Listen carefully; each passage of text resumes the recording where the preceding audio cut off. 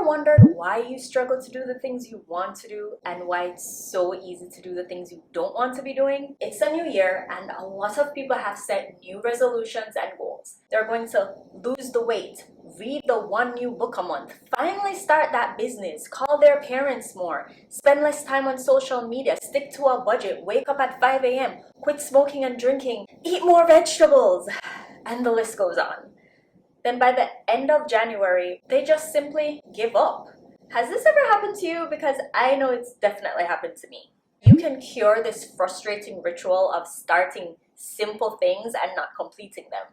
Now, because I study at the University of Google, I can share with you that research shows that up to 45% of our daily behaviors are automatic, meaning that they're habitual. So you don't even have to think about them and you do them anyway. For example, you wake up in the mornings and what do? You may get up on the same side of the bed, you brush your teeth, make some coffee, put on some clothes. Those are habits, and almost half of the time, your behavior is being controlled by habits. You're mostly reacting based on cues you receive, like the alarm going off that morning. I know you're asking, well, how did I end up with this morning routine in the first place? Well, at some point in your past, you likely made a conscious decision to do it this way. That decision was repeated, and now those past choices, behaviors, and experiences are now on autopilot. Habits are good to have. They help us to respond quickly when needed. For example, responding to everyday problems and opportunities, but they can also keep us stuck in life if we live on autopilot all the time. So instead of continuing this year with the same old habits that have kept you where you are in life so far, with the weight you have yet to lose, with the 50 books on your bookshelf you're yet to read, with the broke bank account, with the strained relationships, with the carpal tunnel from scrolling on social media. Okay, that was mean. Why not start implementing growth habits? And a growth habit is just a positive habit you can work on that will help your personal growth. Let me know in the comments, what's one new habit you'd like to develop that, if done regularly, could make a tremendous difference in your life? Here are 6 habits I implemented over time that have changed my life. Number 1, reading self-improvement books. I don't know why I started reading self-improvement books, because I didn't know anyone at the time that was doing that. In fact, a friend of mine happened to see that I was reading this book and they asked me why I'm reading that. And I honestly couldn't answer because I thought it would be obvious that I was reading it in order for me to grow, heal myself, be better, do better. I probably said something silly like, because I like to read. I've read a few self-help books since then, and the ones I prefer have exercises that help me pause, think, reflect, and change some type of habit that's been holding me back. If I were to recommend just one book for someone who's just starting out their self-growth journey, as a matter of fact, this book is helpful no matter where you are in your journey, it would be Awaken the Giant Within by Tony Robbins. This book was powerful for me because it helped me to get a different perspective, a more positive perspective of my life and what I'm capable of. God, the smoke is killing me. For example, I'd wake up in the morning feeling angry or sad. I'd read a section from the book that morning, put the techniques to work, and I would feel great afterwards. It's that simple because we really are what we think. So if you were to read this book, I'd recommend you take your time reading it because it is a big book. It took me a few months to read because I'd read and reflect on what I read. Other times I'd read a chapter over again to really understand it. And I did all the exercises in the book because I read books like these for education and not for entertainment. I feel like a lot of people have something that's called shelf help. It's where they buy all these books and courses and they listen to all the podcasts, but they do nothing with the information. They can recite what they've read, but it stays on the shelf of their brain and it doesn't have the chance to be embodied in their subconscious mind. Repetition is what's going to change behavior and habits. When you come across an idea that intrigues you, read it over and over again and then apply that knowledge. That's how the idea will be added to your subconscious. That's how you see real growth and real change. That's how you gain true knowledge. Number 2, journaling.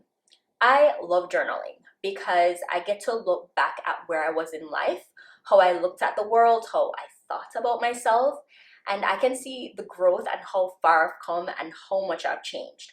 I was looking back at some of my entries from a few years ago, and I chuckled to myself because I can't believe how sad I was.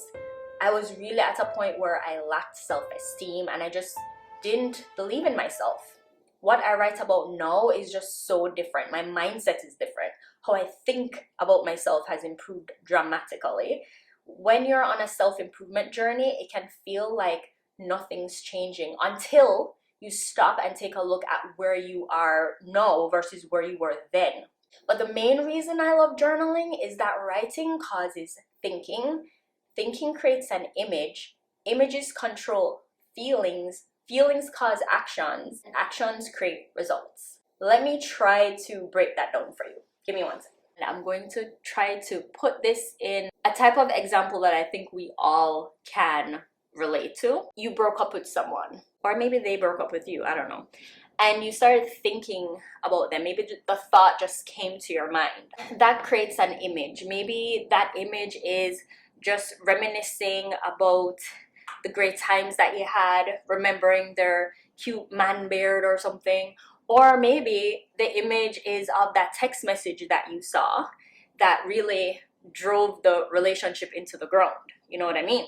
So that image would then control your feelings. Now you're feeling upset. Either you're missing this person, maybe you have some feelings of regret, or maybe you're just feeling upset and angry because they cheated on you, right? Those feelings then cause action. So you're either gonna go for that big tub of Ben and Jerry's ice cream and binge eat that, or maybe you're going to end up texting the person just to say hi. You're just gonna say hi this time, right?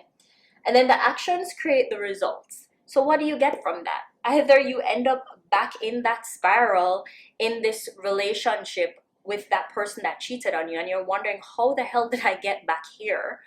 Or maybe it's that Ben and Jerry's ice cream that you ended up binging on and you're now wondering why it is that you can't lose that weight. Why all of a sudden now you're 10 pounds heavier. You are now trying to instill positive thoughts into your mind by writing.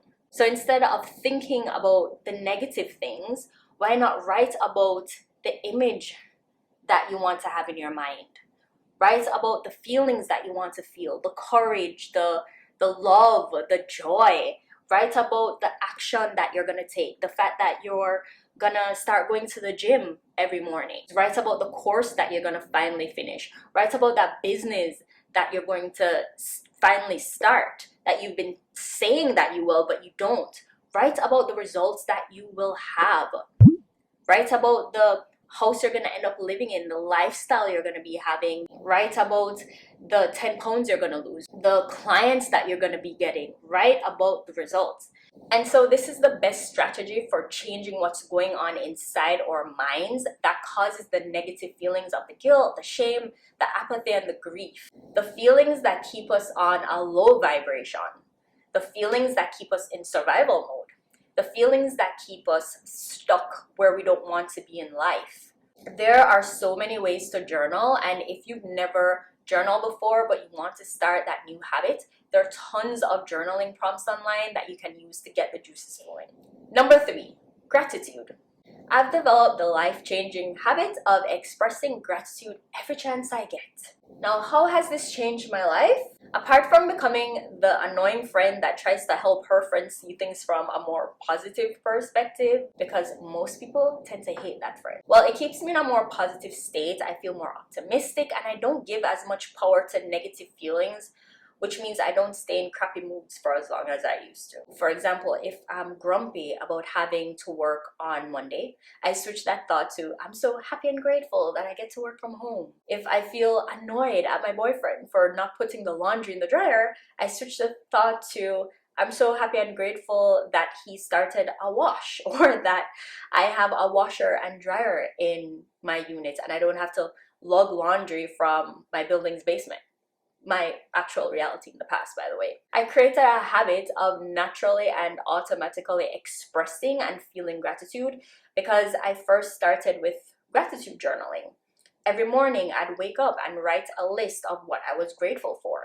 And now I don't have to write a list anymore to naturally feel that way. Number 4, creating big life goals. I had just met my new boyfriend and he was asking me questions like what I want to do with my life. And I got so annoyed with him because he was asking me questions that I absolutely couldn't answer because I never really thought about it much.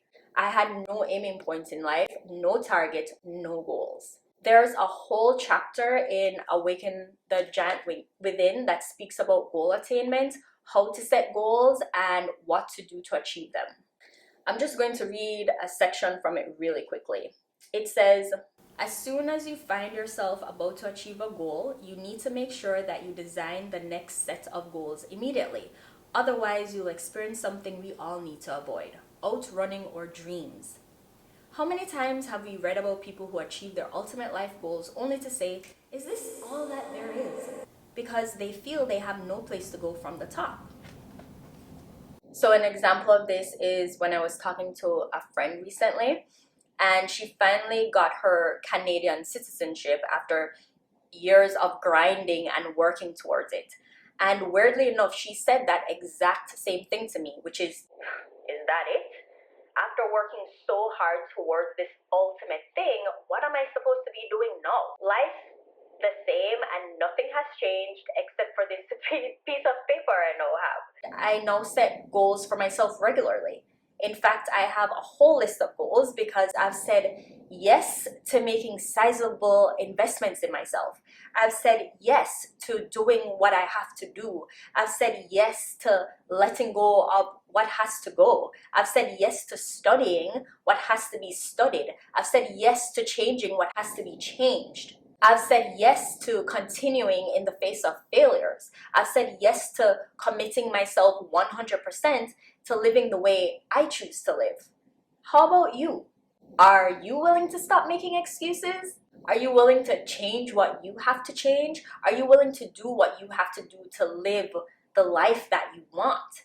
What are you willing to give up to get what you want? Is it giving up endless mindless scrolling? Is it giving up binge watching? Is it giving up hitting that snooze button? Is it giving up the addiction to the feeling of fear by actually being courageous and doing the thing that you want to do? Fear is what's going to keep you from trying. It's going to prevent you from turning the brilliant ideas into goals and then going after them. You'll overcome the fear of failure by having a goal worth failing for. Goals, baby, get into it. Number 5, that was 10. Moving more. If you looked in the dictionary for couch potato, you'd find my name. My lifestyle then was about breaking the Guinness World Record for longest time binge watching TV. Now I find ways to move my body, like going for daily walks. I work out, I stretch, I kayak, hike, bike, whatever I can do that I find that's fun for me. I do that because being more physically active is that kind of habit that helps me manage my weight, reduce stress, manage anxiety, and just feel overall better about myself. And the last one, number 6, is meditation. I decided to do something to manage the ups and downs of my emotions and better handle all that was happening around me. I downloaded a meditation app called BrainTap, and I started doing their meditations every day. And I can't even begin to tell you about the changes that I've experienced because of this new habit. Okay, Dr. Candy with her credentials from Google University will tell you that meditation can literally change your brain. Even the most anxiety-ridden brain. My brain was doing the most, just working on overtime, on relentlessly stressing me the F out. I was having a hard time focusing. My body was in constant fight or flight. I was just a whole mess. I developed the habit of meditating twice per day to start, and for me, I felt instant relief. My mind was calmer, and so was my body. After a few weeks, I noticed my demeanor was overall calmer, I was less impatient, and I was just nicer. I can tell you who else was happy about that. If you feel like you could benefit from a new habit like this and you've never meditated before, I recommend doing a guided meditation because you're most likely going to find it difficult to quiet your mind when you first start. Okay, that's it. 6 habits that changed my life. Is there anything on that list that you'd like to develop as a habit?